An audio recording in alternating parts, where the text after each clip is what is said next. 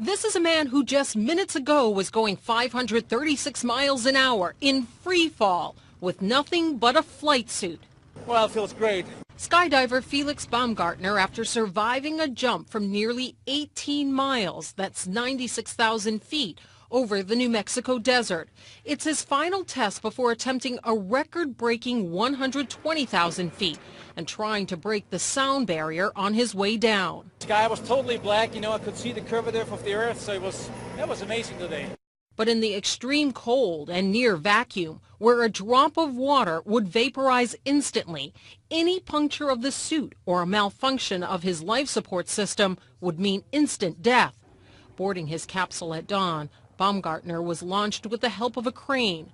Then an hour-and-a-half trip up with his helium balloon to a height about 3 times your average jetliner cruising altitude. You have to be focused, otherwise you're going to die. Then the critical jump. It feels totally different, you have absolutely no control when you exit.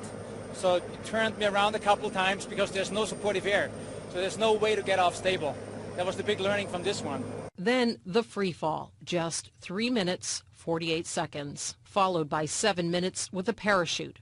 His life depended on not getting caught in a spin and on his chute deploying successfully.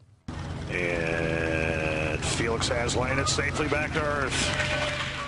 One of his advisors, retired Captain Joe Kittinger, who set the record in 1960.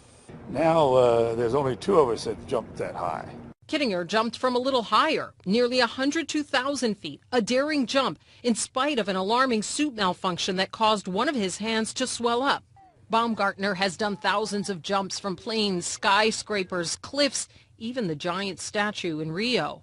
His next jump, if he breaks the sound barrier, would be over 700 miles an hour. Nobody can tell you what happens to the human body if you break or travel at the speed of sound, and this is, until the very end, still the biggest unknown.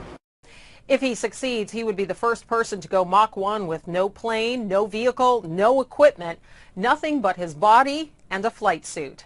Lisa Sylvester, CNN, Washington.